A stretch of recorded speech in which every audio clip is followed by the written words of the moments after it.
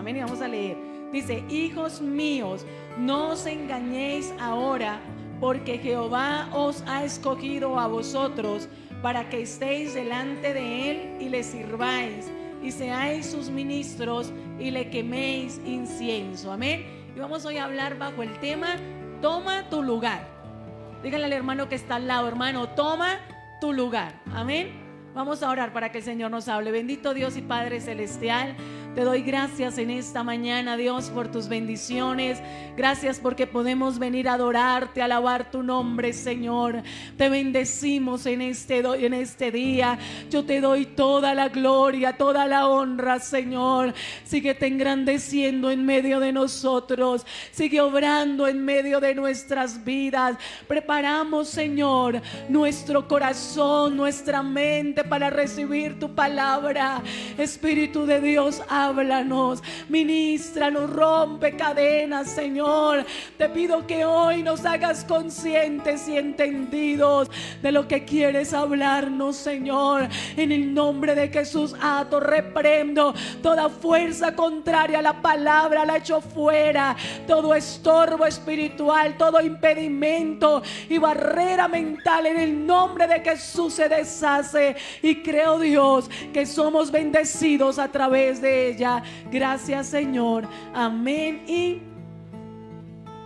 amén. Gloria al Señor. Puede sentarse. Amén. Y les decía que vamos a hablar bajo el tema, ¿cuál? Toma tu lugar.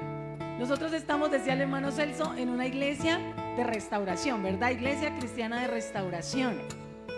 ¿Usted es consciente que está en una iglesia de restauración? No cualquiera está dispuesto a restaurar, ¿verdad? No todo el mundo quiere reparar lo que está dañado, porque eso exige sacrificio, exige costo. Y hoy en día, en la época del consumismo y de lo desechable, es más fácil botar a la basura y comprar algo nuevo, ¿cierto? Y creo que si nos dieran la opción a nosotros como seres humanos de hacer eso con los seres humanos, ¿cuántas veces ya no lo habríamos hecho? Amén. Pero Dios es bueno, porque Dios se toma el trabajo de repararnos, de restaurarnos. Gloria al nombre del Señor. Y mientras preparaba esta prédica, me reía conmigo misma, porque recordé hace unos 20 años atrás, y estaba rogando que no viniera el líder de jóvenes, porque hace como unos 20 años atrás había un líder de jóvenes allá donde mi papá. Y me acuerdo que subimos nosotros con el grupito de jóvenes una noche, y él había comprado una torta bañada en vino para celebrar con los muchachos una integración. Pero yo, que era la súper santa de la iglesia, cuando me doy cuenta que la torta era bañada en vino, me acuerdo que me paré de la reunión muy enojada y me bajé al altar y me fui a llorarle a Dios y a decirle a Dios: Señor, ten misericordia, mira lo que está pasando allá arriba. Y me reía, había, hermano, que a mí me gusta confesarme y me reía hoy pensando en eso, y esta semana, y le decía al Señor: qué fuerte a veces es cuando uno, ¿verdad?, está demasiado, hermano, metido en tanta cosa y en tanta vaina. Y me acuerdo que yo, con mi super espiritualidad, me arrodillé allá en el altar, y creo que no me acuerdo si habrían bajado conmigo algunos 2 muchachos más, pero el punto era que yo recuerdo que yo lloraba y yo le decía a Dios: ese muchacho está mal, ese muchacho necesita arrepentirse, es un pecador, y mire cómo está también todo el grupo. Y yo me sentía demasiado superior a los demás y decía: no, esta gente es súper pecadora. Y creía que ese líder era pecador también, y que estaba incitando a los jóvenes a pecar. Y bueno, tiempo después, ya estudiando, entonces me enteré que el vino pierde su fermentación y que no sé qué, y y bueno, una cosa. Pero yo me imagino a Dios escuchándome orar en ese momento, yo en mi agonía, ¿verdad?, y en mi preocupación. Y muchas veces Dios nos ve a nosotros así, en medio de nuestra agonía y en medio de muchas preocupaciones que nos ganamos gratis, porque ni nos las han mandado, nos las ganamos gratis, ¿verdad? Peleamos y luchamos contra la vida y contra muchos procesos, y el Señor es bueno y el Señor es misericordioso, porque Él mira las cosas de forma distinta. ¿Y por qué le cuento esta anécdota? Porque varias veces les he dicho que hace muchos años atrás yo solía ser esa persona que le gustaba condenar a otros por cualquier cosa, ¿no? Y todo el mundo era malo y todo el mundo era pecador, y lo que no había caído en cuenta era que todos nosotros somos reyes y sacerdotes, sacerdotes débiles, sacerdotes humanos, que de alguna o de otra manera le fallamos al Señor, que en algún momento del camino nos dañamos, que en algún momento del camino somos, ¿verdad?, tal vez corrompidos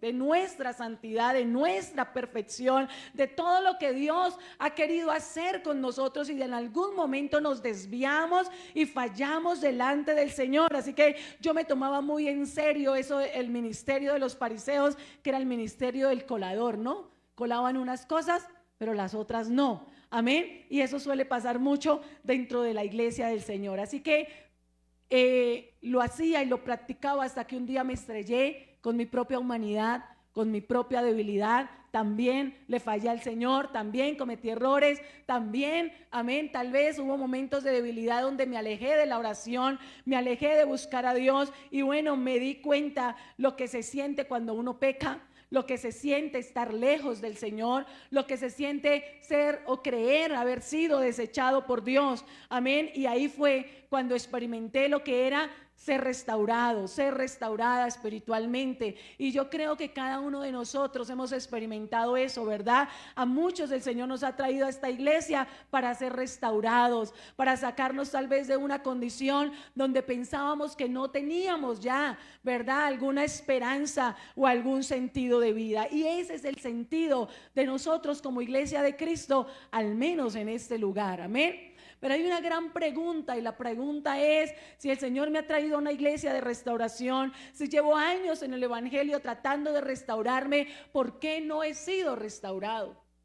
¿Por qué no estoy viendo restauración? ¿Por qué mi familia no es restaurada? ¿Por qué mi matrimonio no es restaurado? ¿Qué está pasando con mis hijos? Si la Biblia dice que el Señor hace nuevas todas las cosas, ¿por qué no veo que haya una restauración? Y es amargo cuando nos sentimos desechados por Dios, porque a veces nos culpamos al no ver que estamos siendo restaurados. Decimos: Dios ya me botó a la basura, Dios ya me desechó. Tal vez nuestro pecado ha hecho que nos alejemos o que sintamos el cielo cerrado sobre nosotros. Sentimos que todo en nuestra vida está en desorden. A veces caminamos en piloto automático. Vamos a ver qué va a pasar. Al fin y al cabo, yo ya tengo la ira de Dios sobre mí. Y entendemos y creemos y nos convencemos que estamos aquí para siempre estar bajo el castigo de Dios y que tenemos que soportarlo.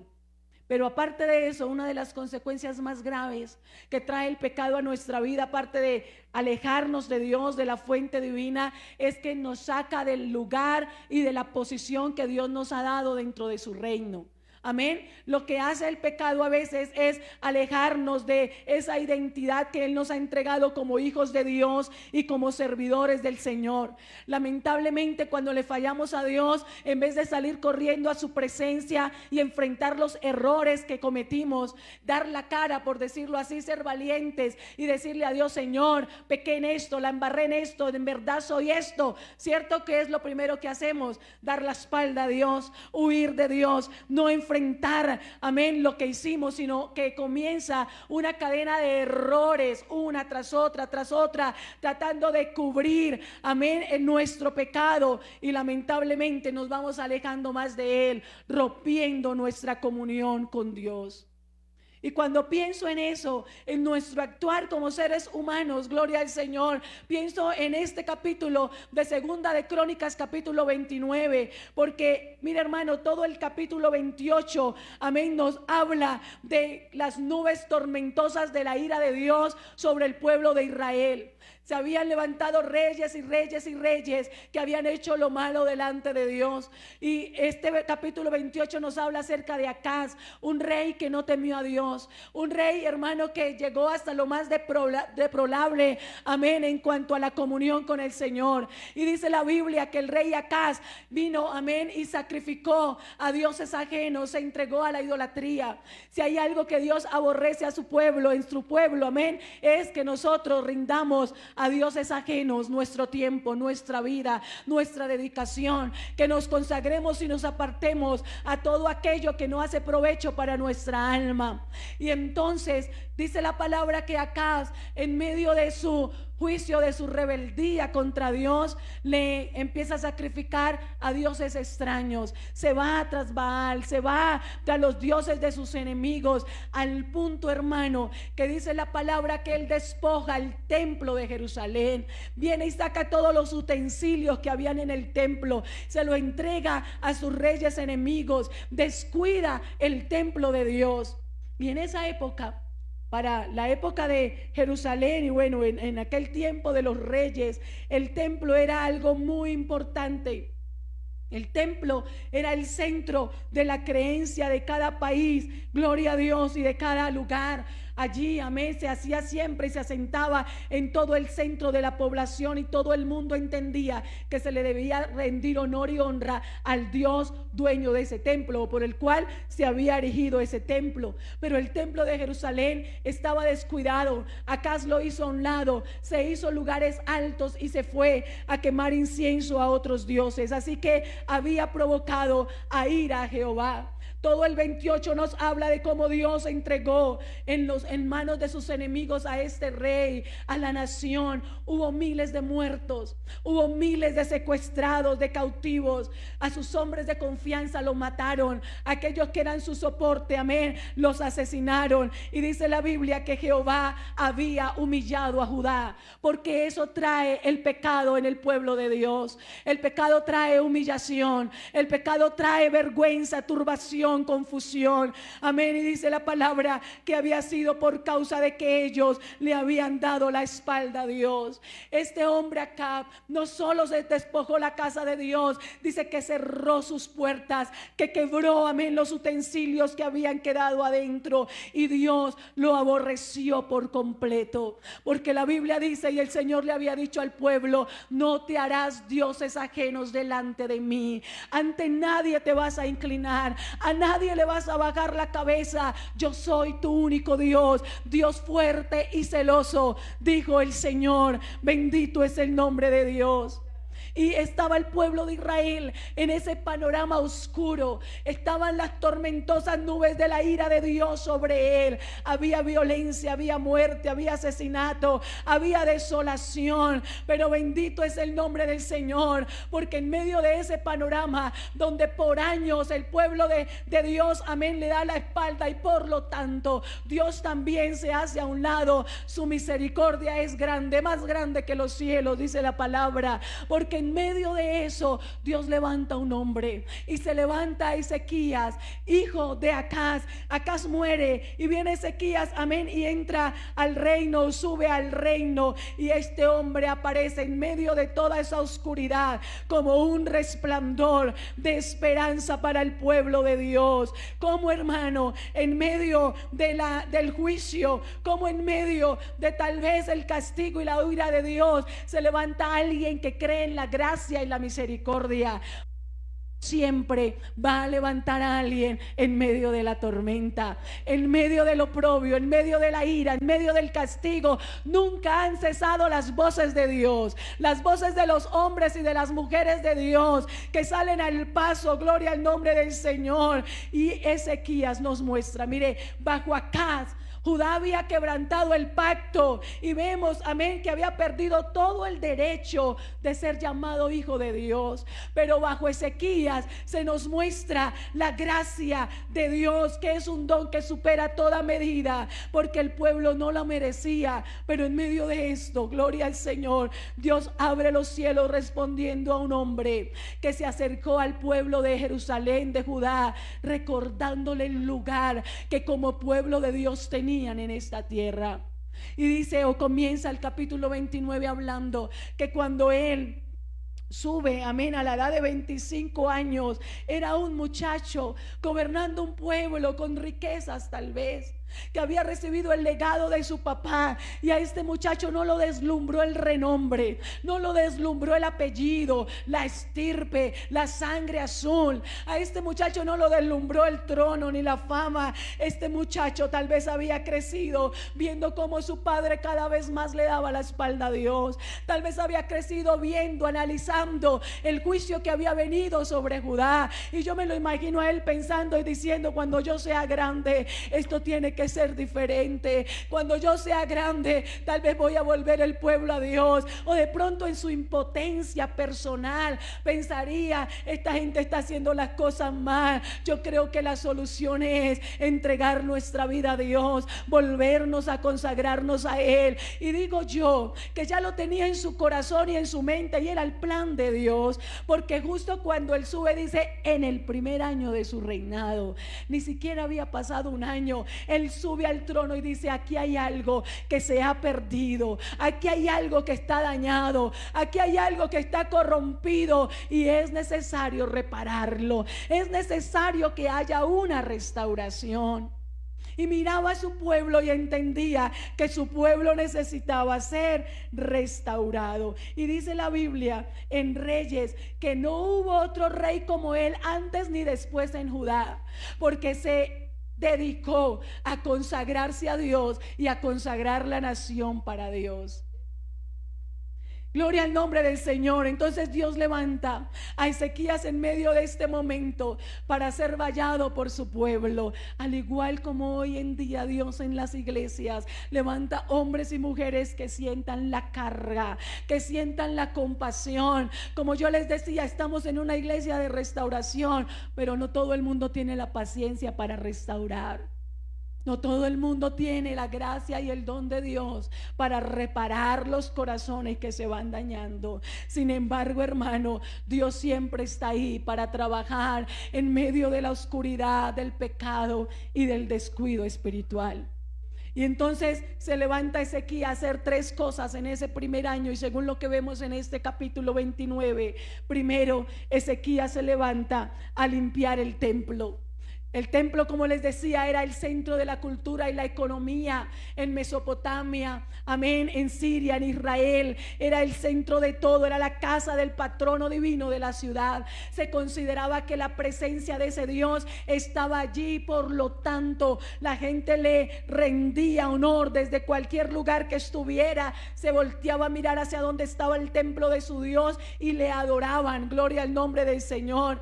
Pero ya sabemos entonces que el templo de Jerusalén estaba arruinado, estaba descuidado, habían cerrado sus puertas, todo por dentro estaba quebrantado, gloria al Señor. Y entonces Ezequías dice, lo primero que debemos hacer es restaurar la estructura, amén, los elementos al interior del templo. Y no solamente restaurar lo físico, lo necesario era, lo más grande era, lo más importante, restaurar la esencia del templo. ¿Para qué existía el templo? ¿Para qué había sido levantado? ¿Cuál era la motivación? Había sido la motivación de David, de Salomón, de construir templo para Dios, que pudieran venir a adorarle, que pudieran venir a honrarle, que a medida que fueran pasando las generaciones recordaran que allá se adoraba al Dios Todopoderoso. Gloria al nombre de Jesús. Y así que la esencia del templo también estaba arruinada, el sentido del culto también se había arruinado. Y entonces Ezequías dice, vamos a volver a limpiar el templo, vamos a restaurar, gloria al Señor. Y para eso él llama a los levitas. Lo primero que él hace, amén, es dirigirse al templo, abrir las puertas del templo, porque su papá las había cerrado. Y yo me imagino esa escena cuando él se acerca, abre las puertas y llama a los levitas.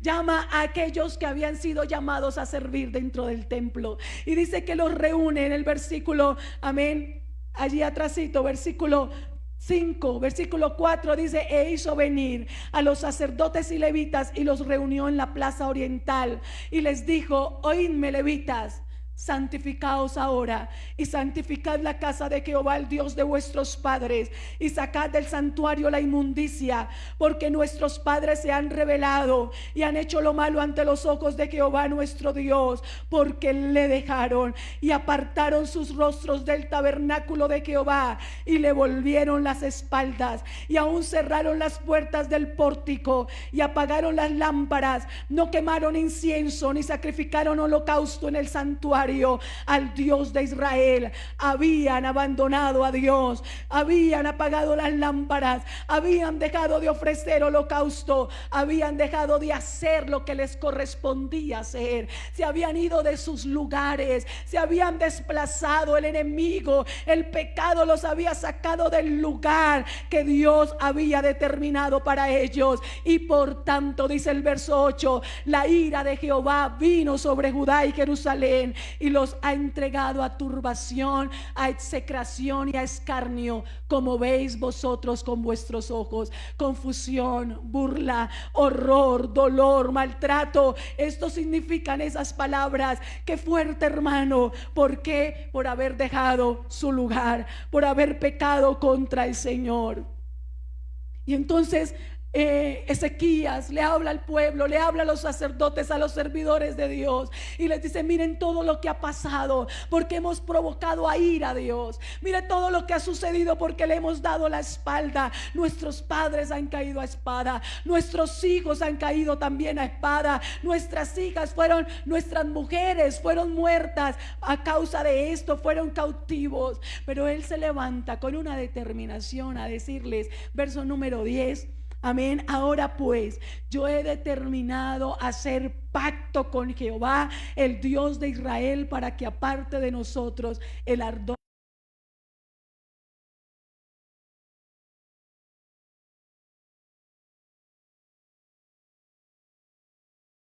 Yo lo leía, yo decía: parece el apóstol Juan hablando, porque se les acerca no como rey dando una orden, ni dando con autoridad, amén, o autoritariamente a decirle: pónganse en las pilas, ¿qué les pasa? No, les habla con un amor, con una gracia, porque cuando uno tiene carga por la persona que tal vez se ha perdido, por la persona que tal vez ha fallado, por aquel que ha caído, ¿cierto? Hay amor en nuestro corazón, hay compasión, hay misericordia, y él le habla como si fuera el padre de ellos y les dice: hijos míos, hijos míos, no os engañéis ahora. Hijos míos, no se engañen, porque Jehová os ha escogido a vosotros para que estéis delante de él y le sirváis y seáis sus ministros y le queméis incienso.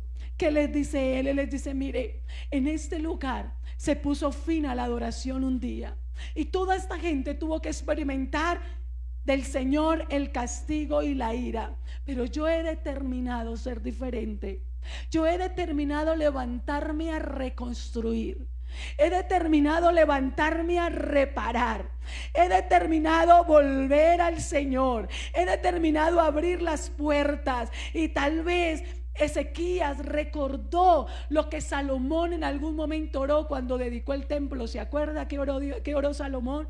Entre mucha de su oración, Salomón habló a Dios y le dijo: si algún día tu pueblo Israel cae delante de sus enemigos y es derrotado, pero se vuelve a ti nuevamente y reconoce tu nombre, yo te pido, Señor, que si eleva oraciones a ti en este templo, tú les escuches nuevamente, tú vuelvas a escucharles, escuches el del cielo y perdona sus pecados. Y yo me imagino a Ezequías de pronto recordando: alguien oró aquí en este lugar alguna vez, alguien dedicó este templo para Dios en algún momento, alguien me dedicó a mí, nos dedicamos, amén, toda esta generación de Israel hasta los siglos de los siglos. Le dijo Dios a David: tu trono será eternamente y para siempre. Y él, amén, reconocía eso. Y hay una verdad grande, hermano, y es que el Señor no desprecia el corazón contrito y humillado. Todo aquel que se vuelve a Dios reconociendo sus errores, sus fallas, sus pecados, Dios escucha desde los cielos. Y Ezequías estaba absolutamente seguro de que Dios podía apartar su ira y podía extenderle su misericordia, de que el castigo no iba a ser para siempre. Consciente de la gracia de Dios, se refiere a estos levitas y a estos sacerdotes, recordándoles el servicio y el lugar que Dios le había entregado dentro del templo. Es verdad que habían hecho mal. Él lo reconoce. Él dice: pasó esto y pasó esto y pasó esto. Es verdad que habían dado la espalda. Es verdad, amén, que tal vez, gloria al Señor, el Señor estaba airado. Pero mira, hermano, hoy mirando las cartas paulinas, cuando se habla de los dones del Espíritu Santo, los dones son irrevocables. Los ministerios son irrevocables. Dios sabe que somos sacerdotes débiles. Dios sabe que en nuestra humanidad muchas veces le damos la espalda a Dios, pero eso no significa que Dios deje de soñar con nosotros. Eso no significa que Dios deje de mirarnos. Eso no significa que Dios deje de escogernos. Una vez nos escogió para que le sirvamos a Él, para que nos entreguemos y nos consagremos a su servicio. Los ministros de Dios, las personas que sirven no solo en el templo, porque hoy Dios no está sujeto a un templo físico. Cada uno de nosotros somos tabernáculo de Dios, somos templo de Dios, habitación de Él, donde Él mora, donde Él vive. Y tal vez como el templo allá en Judá, amén, estaba arruinado y estaba descuidado, tal vez nosotros como habitación espiritual hemos estado arruinados, hemos estado deshechos, hemos estado destruidos. Tal vez nos han despojado nuestro enemigo de las cosas hermosas que Dios nos ha dado. Tal vez como templo de Dios estamos descuidados, con las puertas cerradas, y hemos permitido, amén, que el enemigo nos tenga allí a causa del pecado, en la ruina espiritual. Y hoy el llamado como Ezequías es: hijos míos, recordemos que somos ministros de Cristo, que somos instrumentos en las manos de Dios, que Él nos ha llamado para servir, que Él no nos ha llamado para cerrar nuestras puertas, que no nos ha llamado para ser desechados, que no nos ha llamado para estar allí dañados, sin reparar. Al revés, hoy como Ezequías necesitamos levantarnos. No podemos callarnos, no podemos descuidar nuestra identidad en Dios. Él nos ha dado un lugar dentro de su reino. Número 2, Ezequías purifica el templo. No solo lo limpia y saca lo malo que hay en él. Vea, dice que estos levitas se organizaron y empezaron, amén, a sacar y a sacar y a sacar lo que había en el templo. 15 días duró esta obra. Y se levantan los levitas. Todo el versículo 12, 13, 14, amén, nos da una lista de los levitas que fueron y se levantaron para hacer lo que Ezequías les había dicho que hicieran. Ezequías los persuadió, dándoles la esperanza de que Dios podía volver a glorificarse y que esa gloria del templo iba a ser restaurada. Y entonces ellos se van con fe, con esperanza, y empiezan a sacar todo lo que hay en el templo. Pero también, ¿qué hace Ezequías? Lo purifica, lo santifica. Y dice la palabra que estos reunieron a sus hermanos y se santificaron y entraron conforme al mandamiento. Versículo 15. Entraron conforme al mandamiento del rey y las palabras de Jehová para limpiar la casa de Jehová. A mí me llama la atención que dice que cada uno de estos levitas reunieron a sus hermanos. Es decir, se despertaron los unos a los otros. A veces estamos esperando que alguien se despierte. ¿Y qué tal si el que me despierto soy yo? ¿Qué tal que si el que me levanto soy yo? A veces esperamos que alguien traiga el fuego. ¿Y qué tal si yo soy el que lo traigo? Que alguien ayune. ¿Y qué tal si yo soy el que ayuno? Que alguien adore. ¿Y si soy yo el que adoro? Y si soy yo el que alabo, como dice el coro: oh hermanos en la fe, ven, juntemos los tizones, porque estando separados ellos no pueden arder. Usted se imagina si nos juntáramos uno tras otro, si uno tras otro nos despertamos. Vea, las familias de estos levitas llevaban más de 100 años, más de un siglo, sin ocupar el papel importante que ellos tenían dentro del culto a Dios. 100 años, ¿cuánto tiempo llevamos nosotros sin ocupar el lugar que Dios nos ha entregado en su reino, en el servicio a Dios? Y Ezequías los anima a entrar en acción. Vamos a entrar en acción, vamos a levantarnos de esta situación, vamos a salir de esta ruina espiritual, vamos a dejar de estar entretenidos, vamos a dejar de estar haciendo lo que no nos corresponde, porque para esto no fuimos escogidos, para esto no fuimos llamados. Gloria al Señor. Y como que algo pasó allá en la mente de ellos y se dieron cuenta y entendieron y pusieron manos a la obra. Eso sí, primero se consagraron ellos, porque dice que ellos vinieron y se consagraron, se santificaron. ¿Qué es consagración? Es el proceso de purificación para preparar a alguien para asociarse con lo sagrado. ¿Qué es consagración? Es mi preparación para asociarme con lo sagrado de Dios. Eso es consagrarme. Entender que estoy asociado con alguien que es santo, con alguien que es puro, con alguien que es sagrado. ¿Por qué no estamos siendo restaurados? Porque no somos conscientes de cuál es nuestro lugar. Si fuéramos conscientes de cuál es nuestro lugar, viviríamos consagrados a ese Dios que nos ha puesto en ese lugar, a ese Dios que un día, gloria al Señor, nos escogió para venir a servirle, para predicar, para orar, para interceder, para cumplir, amén, tal vez un papel importante dentro de mi familia, dentro del lugar en el que estoy, dentro de mi barrio. Pero mientras no seamos conscientes de a qué nos llamó Dios, entonces no va a suceder nada. No vamos a ser restaurados por Dios. Los levitas, hermano, entonces se consagraron delante del Señor, recuperaron, dice la Biblia, verso 16, y entrando los sacerdotes dentro de la casa de Jehová para limpiarla, sacaron toda la inmundicia que hallaron en el templo de Jehová, el atrio de la casa de Jehová. ¿Qué inmundicia hay en nosotros que necesitamos sacar? ¿Queremos ser restaurados por Dios? Entonces saquemos la basura que hay dentro de nosotros. Dice que esta gente sacó toda la basura, toda la inmundicia, y la llevaron al torrente de Cedrón. ¿Sabe qué significa Cedrón? Era el vaciamiento del pueblo de Judá.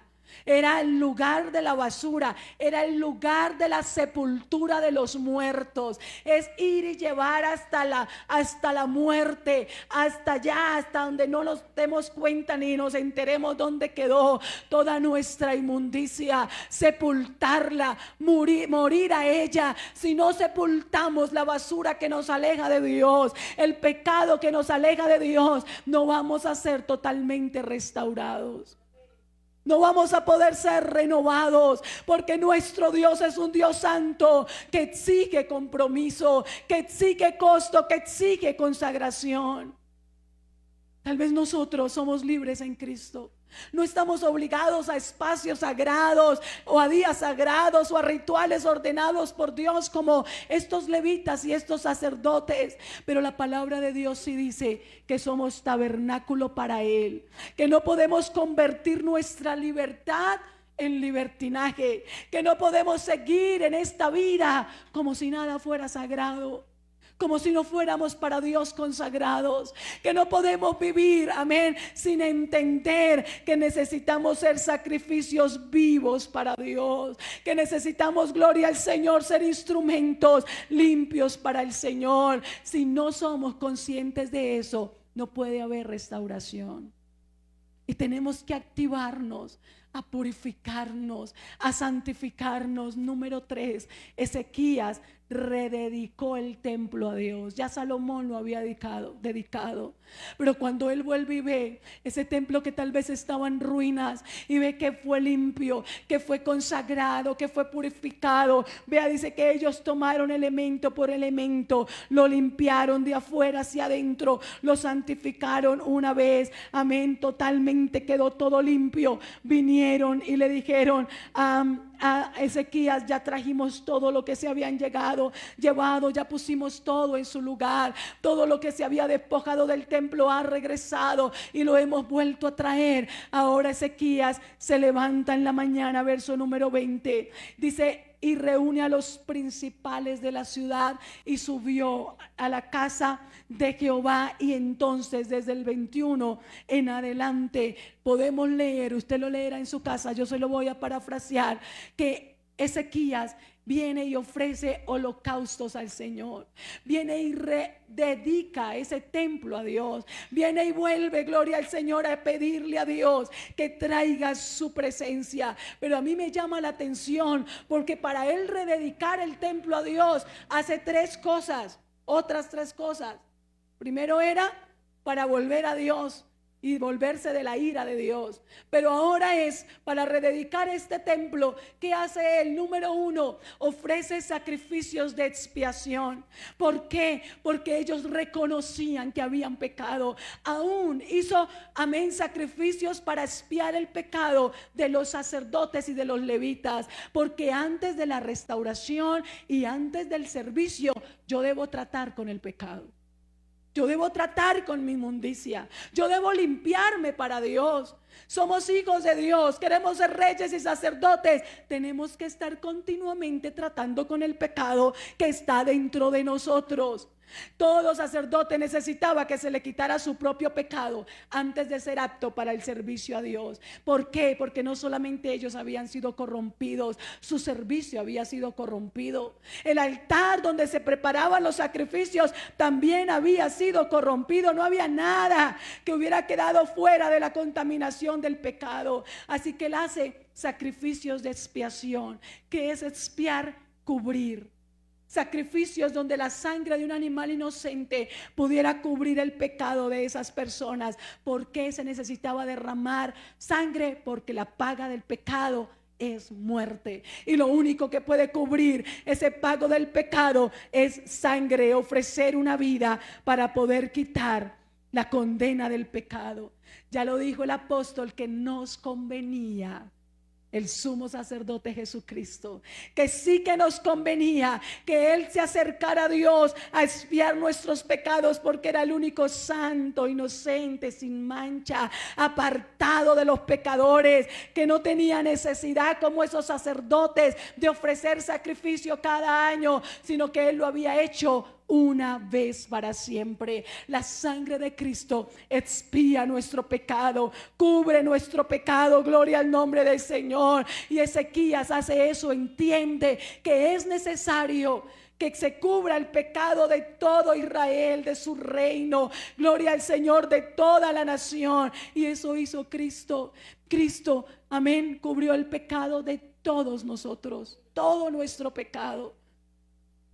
Pero no solamente hace sacrificios para cubrir el pecado, también hace, gloria al Señor, sacrificios de holocausto.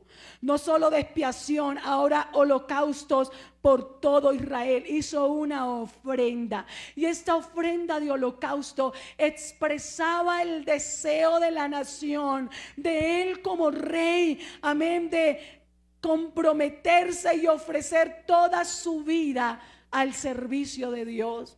Una ofrenda que le decía a Dios: seremos tu pueblo de nuevo y tú serás nuestro Dios. Solo a ti te adoraremos, solo a ti te serviremos, solo a ti te obedeceremos. Y esto, amén, era un compromiso delante del Señor. Y número 3, Ezequías también mandó traer a los levitas, a los cantores de los levitas, y los puso en su lugar para que alabaran, para que adoraran. La adoración se había perdido, y es que alguien atado no puede adorar, alguien dañado no puede adorar. Alguien que ha arruinado su altar no puede adorar al Señor. Se va el gozo, se va la alegría, no fluyen las palabras delante de Dios. No hay un corazón que se siente libre. Cuando hay ruina solo hay destrucción, escombros, polvo, tierra, suciedad, contaminación. Pero cuando alguien se acerca a reconocerle a Dios su pecado y el por qué está así, entonces Dios vuelve a restituirle esa adoración. Mire versículo 25, gloria a Dios. Dice, puso también levitas en la casa de Jehová con címbalos, salterios y arpas, conforme al mandamiento de David, de Gad, vidente del rey, y del profeta Natán, porque aquel mandamiento procedía de Jehová por medio de los profetas. Los profetas habían dicho, palabra de Dios es que pongan a los cantores en este lugar, que canten continuamente durante todo el culto. Estaban continuamente los adoradores tocando para Dios. Y eso hizo Ezequías en este culto de restauración. ¿Qué hizo? Los puso desde el principio hasta el final a adorar, a adorar, a adorar, porque a través de la adoración se derriban los muros. Por eso el diablo, hermano, continuamente está mandando dardos para que dejemos de adorar al Señor. Usted sabe qué diferente sería si usted escuchara la prédica mientras adora a Dios. ¿Usted cree que se dormiría? ¿Usted cree que se le diría la mente para donde no es? Se nos han perdido las buenas costumbres de adorar, de invocar la presencia de Dios. Los dardos no pasarían de estas ventanas, los dardos no llegarían hasta donde nosotros, pero no somos restaurados porque hemos descuidado el lugar de adoradores. No sale la alabanza, no fluye la alabanza de nuestro corazón. Tenemos que esforzarnos porque estamos atados. Y ahora yo te pregunto, ¿qué han dicho de ti los profetas? ¿Qué te ha dicho Dios por medio de sus profetas? ¿Qué te ha dicho Dios por medio de su palabra? ¿Qué lugar te dio Dios? ¿Qué te entregó Dios? ¿A qué te llamó Dios a este lugar? ¿A qué te llamó Dios a la familia de Cristo? ¿Cuál es tu llamado? ¿Cuál es tu ministerio? ¿Cuál es tu servicio? ¿Cuál es tu carga que puso Dios en tus manos? ¿Dónde están tus talentos? ¿Dónde están tus dones? ¿Dónde están tus ministerios? ¿Dónde está la palabra que Dios sembró en ti? ¿Dónde está el llamado de Dios en tu vida? ¿Dónde está tu lugar? ¿A dónde dejaste tu lugar? El pecado hizo que te salieras del lugar. Tu carne hizo que te salieras de tu posición, pero hoy hay un llamado de parte de Dios a recuperar lo que has perdido, a reconocer delante de Dios tu pecado, tus fallas, tus errores, sin orgullo, sin altivez. Gloria al nombre de Cristo Jesús. Dice que lo que hizo Ezequías fue restaurar el culto a Dios. Qué dulce es la adoración que fluye cuando hay un pueblo que se vuelve a Dios, cuando hay pueblo que vuelve al lugar que Dios le estableció.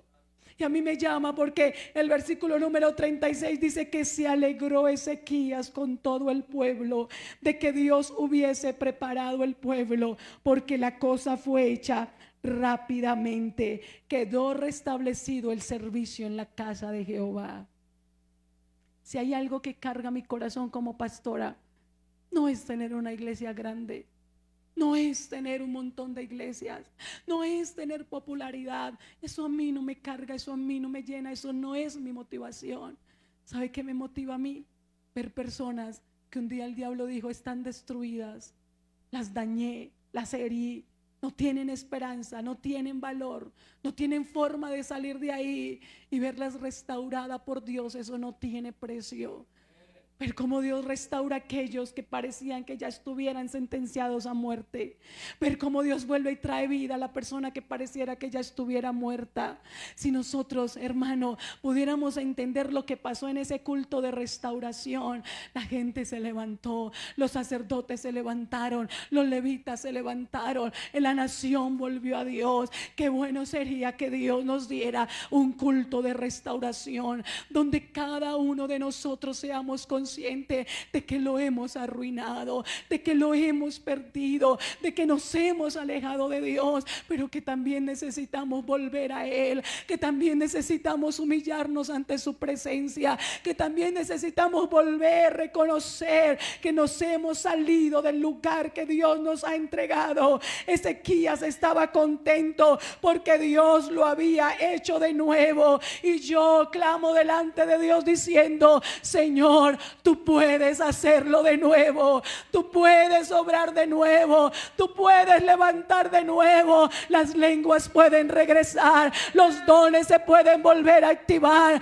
los ministerios se pueden restaurar, las danzas pueden volver, la vida de oración puede volver a ser restaurada, el altar que estaba arruinado puede volver a levantarse. Ese celo suyo de Dios, esa consagración hacia Dios, otra vez volver a sentirnos en línea con el cielo, sin vernos en caos, en desorden, sin dominio propio. No, hermano, podemos volver a restablecer nuestra vida ante Dios.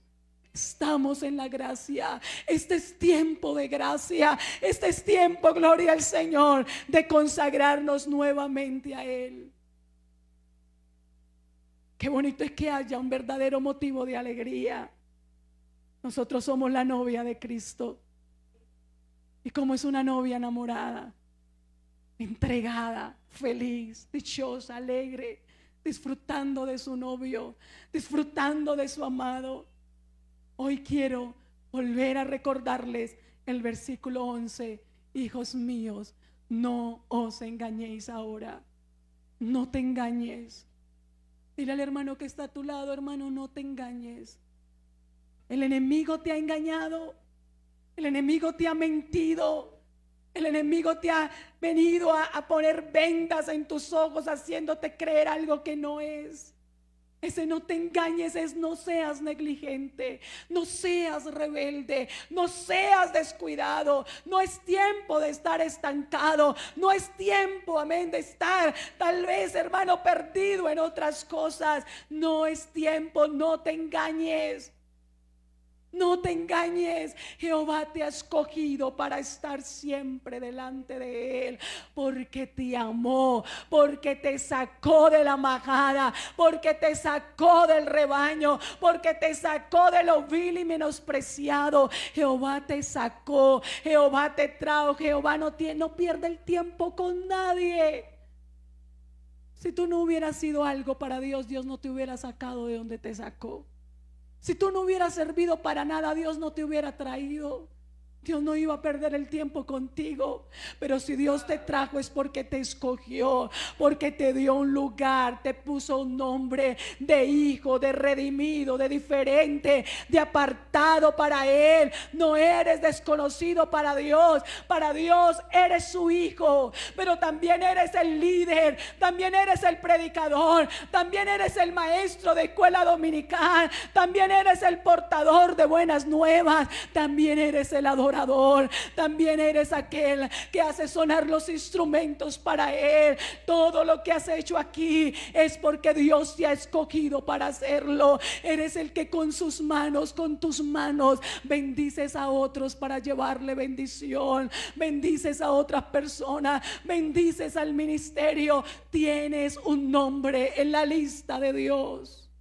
Tienes un nombre en los planes de Dios. Tal vez el diablo te ha puesto el nombre de descarriado. Tal vez el diablo te ha puesto el nombre de pecador. Tal vez el diablo te ha puesto el nombre de pusilánime, de debilucho, de desanimado. Tal vez el diablo te ha puesto el nombre de orgulloso, de altivo. Tal vez el diablo te ha puesto mil y un nombres de perdido, de arruinado. Pero ante Dios tienes un nombre y Dios te dio una identidad. Vuelve a tomar tu identidad para que puedas ser restaurado por Dios. Si te caíste del quinto piso, mira ese quinto piso y di: yo voy a volver allá, porque hasta allá me llevó Dios, porque allá me puso Dios. Yo voy a regresar a ese lugar porque ese es mi lugar. Aprópiate del lugar que Dios te dio. Tal vez en tu familia el enemigo te ha quitado el lugar de esposo, el lugar de esposa, el lugar de papá, de mamá. Pero di: yo voy a volver a mi lugar de esposo para que Dios restaure mi casa. Yo voy a volver a mi lugar de esposa para que Dios restaure mi matrimonio. Voy a volver a mi lugar de madre que guía a sus hijos, que ama a sus hijos, que se entrega por sus hijos. La madre protege, la madre cuida, la madre ayuda. Y muchos de nuestros hijos están arruinados porque perdimos nuestro papel. Pero hoy necesitamos levantarnos a restaurar nuestro papel y nuestro lugar en el reino de Dios, en el servicio a Dios. Mire que Ezequías aprovechó la oportunidad para glorificar a Dios en este mundo y lo tomó como su propósito de vida. Yo tengo un propósito en esta vida y es glorificar a Dios en todas las áreas de mi vida. Qué bonito se siente glorificar a Dios. Qué bonito se siente ser restaurados y ser renovados. Gloria al nombre de Jesús. Haga de la oportunidad de servirle al Señor su proceso, su propósito personal, su proyecto de vida, porque decía Ezequías: no os engañéis ahora, porque Jehová os ha escogido a vosotros para que estéis delante de Él y le sirváis y seáis sus ministros y le queméis incienso. Dios te ha escogido para honrarle. Dios te ha escogido para impactar esta generación. En 100, 120 años nadie te va a recordar. En 120 años nadie te va a recordar. Tus tataranietos tendrán vida propia. No se acordarán que tú exististe. La existencia en esta tierra es tan pasajera. Tienes una porción de 30, 40, 50, 60 años.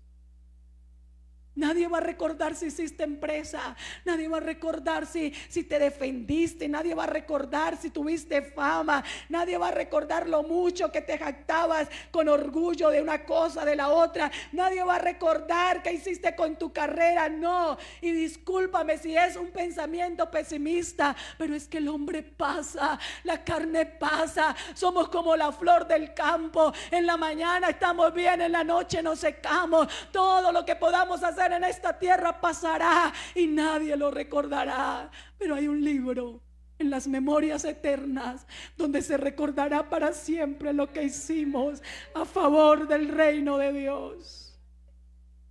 Nadie va a recordarlo si la gente se levantó contra nosotros o no. Nadie va a recordar si alguien nos señaló o no.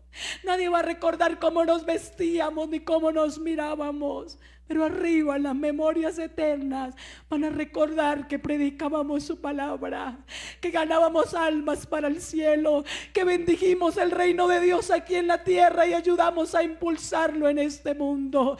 Allá arriba se nos va a recordar cuando tocamos el corazón de un niño, de un adolescente, de un joven a través de la palabra de Dios.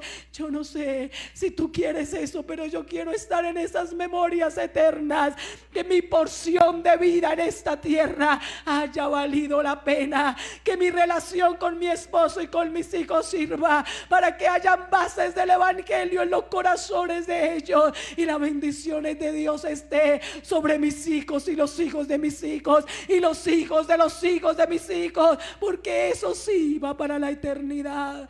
Todo lo que Dios nos entrega será eterno. En 100, 120 años nadie se acordará de nosotros. Pero ¿qué habremos nosotros hecho en el reino de Dios? Hay una carta de un comunista, un joven comunista, que le envía a su novia para romper con ella el noviazgo. Y me llamaba tanto la atención esta carta que quiero leérselas en esta mañana. Amén. Una porción de ella. Él rompía, le decía: no podemos seguir siendo novios, rompo este noviazgo. Y entre sus razones le escribía a esta chica y le decía: nosotros los comunistas tenemos un alto índice de mortalidad. Se nos dispara, se nos ahorca y se nos ridiculiza. Se nos despide de nuestros empleos y de cualquier otra manera posible nos hacen la vida difícil. A un alto porcentaje de nosotros nos matan o nos echan en la cárcel. Vivimos en virtual pobreza. Todo centavo que sobra de por encima de lo que es absolutamente necesario para mantenernos con vida, se lo damos al partido. Nosotros los comunistas no tenemos ni tiempo ni dinero para muchas películas o conciertos, o filetes de carne, o casas decentes, o coches nuevos. Se nos ha descrito como fanáticos. Somos fanáticos. Nuestras vidas las domina un factor grandioso y supremo: la lucha por el comunismo mundial. Tenemos una filosofía de vida que ninguna cantidad de dinero puede comprar. Tenemos una causa, un gran movimiento de humanidad. Y si nuestras vidas parecen duras y nuestros egos parecen sufrir debido a la subordinación al partido, entonces recibimos compensación adecuada con el pensamiento de que cada uno de nosotros, con su grano de arena, está contribuyendo a algo nuevo, verdadero y mejor para la humanidad. Hay una cosa por la cual tengo profundo fervor, y eso es la causa comunista, decía aquel joven. Es mi vida, mi negocio, mi religión, mi afición, mi cariño, mi esposa, mi amante, mi pan y carne. Trabajo en ella de día y sueño en ella de noche. Su apretón en mí crece, no se reduce con el paso del tiempo. Por consiguiente, no puedo cultivar una amistad, un amor o siquiera una conversación sin relacionarla a esta fuerza que a la vez impulsa y guía mi vida. Evalúo a las personas, paisajes, ideas y acciones de acuerdo a cómo afectan a la causa comunista y por su actitud hacia ella. Ya he estado en la cárcel debido a mis ideales, y si es necesario, estoy listo para presentarme ante el pelotón de fusilamiento. ¡Qué gallardía! ¿Cómo entregó su corazón a la causa comunista? Una causa que tal vez no vale la pena. La pregunta es: ¿nos hemos entregado nosotros a alguna causa así? De tal manera que él decía: ni una sola conversación, lo es todo para mí. Si eso fuera Dios para nosotros, no tendríamos nuestros corazones arruinados, nuestra vida no estaría arruinada. Si comenzáramos a cortar con todo lo que nos distrae de la causa del evangelio, ¿qué iglesia diferente tendríamos hoy en día? No estoy diciendo que no vivamos. Lo que estoy diciendo es que se nos está escapando lo eterno de las manos. Se nos está escapando lo eterno, lo que realmente es importante.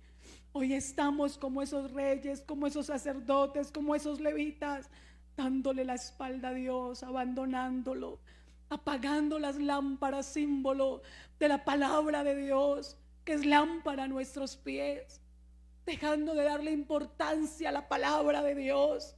Hemos cerrado la Biblia, hemos despreciado su contenido, hemos apagado el fuego del Espíritu Santo, hemos contristado al Espíritu de Dios. Hoy estamos como esos sacerdotes y levitas, sin quemar incienso, sin ofrecernos a Dios como sacrificio vivo y agradable. Ezequías llegó a la corona, reconoció a Dios, puso a Dios en primer lugar y prosperó. ¿Qué vamos a hacer nosotros, iglesia? Vamos a seguir con la ruina y con la ruina y con la ruina espiritual. Vamos a seguir luchándola y luchándola y luchándola cada vez más lejos de Dios. Vamos a seguir rebeldes y desobedientes a escuchar la voz y el llamado de Dios. O vamos a levantarnos y a tomar nuestro lugar, el lugar de la intimidad de hijos agradecidos, el lugar de la liberación. Bendito es el nombre del Señor. ¿Qué vamos a hacer nosotros, iglesia del recreo, iglesia de verdad y gracia? No podemos esperar que otro se encienda. No podemos esperar que otro camine para caminar nosotros. Levantémonos en esta mañana en el nombre de Jesús y cambiemos la dirección del pueblo. Hemos sido llamados a cambiar la dirección de mucha de la iglesia de hoy. Iglesia ocupada, iglesia entretenida, iglesia distraída, paralizada, atemorizada, emocionalista, legalista, libertina. Hemos sido llamados a pararnos como aquel hombre en el desierto, Juan el Bautista. Preparen el reino de Dios, porque el reino de Dios está cerca. Preparen sus corazones, preparen el camino, porque es tiempo de restauración, es tiempo de volver a casa, es tiempo de volver al lugar. La iglesia hoy necesita Ezequías entendidos y levitas dispuestos a levantarse. Ezequías que entiendan lo que Dios está hablando hoy. Ezequías que pongan su mano en el arado. Gloria al nombre del Señor. No estamos siendo restaurados porque no queremos el costo de volver a Él. Pero si hoy tú quieres el costo, si hoy tú dices no puedo seguir igual, yo quiero que te pongas de pie y vamos a orar. Vamos a hacer primero una oración, porque mientras estaba allí de rodillas, el Señor me hablaba sobre esto. Y quiero que hoy hagamos simbología de lo que hizo Ezequías. 3 cosas. Primero, vamos a orar pidiéndole a Dios que cubra nuestros pecados. Vamos a orar pidiéndole a Dios que su sangre preciosa nos lave, que su sangre preciosa nos redima. Vamos a hacer una oración de confesión de pecados. Confiesa hoy tu pecado delante de Dios. Número 2, vamos a hacer luego una oración donde nos consagremos y nos dediquemos a Él, tanto cada uno de nosotros como este templo en este lugar. Y número 3, voy a pedirle a los adoradores que ocupen su lugar. El grupo de alabanza, pero también nosotros que somos adoradores. Pero primero vamos a pedirle a Dios que cubra nuestros pecados. Vamos a pedirle perdón al Señor. Si tú has dejado a Dios por dioses ajenos, si tú has dejado a Dios por tu pecado, por tus fallas, por tus errores, cierra tus ojos, levanta tus manos, presenta tu vida delante de Dios. Él ha pagado tu pecado, pero necesitas venir a Él a reconocerlo. Dale lugar al Espíritu Santo, dale lugar a la presencia de Dios, porque tenemos el sumo sacerdote que nos conviene, un sacerdote que se ofreció a sí mismo para lavar nuestro pecado, para limpiarnos de toda inmundicia. Límpiate en esta mañana, límpiate de ese pecado, sácalo hoy de tu corazón. Entrega a Dios tu carne, entrega a Dios tu inmundicia, entreguemos a Dios lo que ensucia nuestra alma, lo que arruina nuestro altar, lo que arruina nuestra comunión con Dios. Habla con el Señor en esta mañana. Hoy necesitamos pedir perdón. Perdona nuestros pecados, Señor. Perdona nuestros pecados. Perdona nuestros pecados, perdona nuestro odio, perdona nuestro resentimiento, perdona nuestro enojo, perdona nuestra ira, perdónanos, Dios. Perdona nuestro descuido espiritual. Perdona nuestro pecado sexual, perdónanos, Dios. Perdona nuestros vicios, perdónanos, Señor.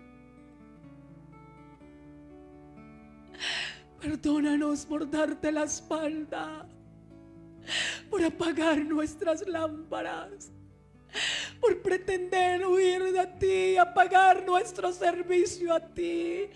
Perdónanos por ser tan orgullosos ante los seres humanos, por ser orgullosos ante el proceso, Dios. Perdónanos, Dios.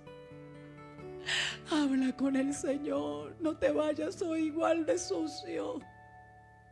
La sangre de Cristo lava tu corazón, la sangre de Cristo limpia tu alma. Hoy tienes que cansarte de estar arruinado, tienes que cansarte de estar destruido, derribado, tienes que cansarte de llevar la vida que llevas. Acércate a Dios hoy, dile: Señor, te pido que me libertes de mi pecado. Rompe el pecado que hay en mí.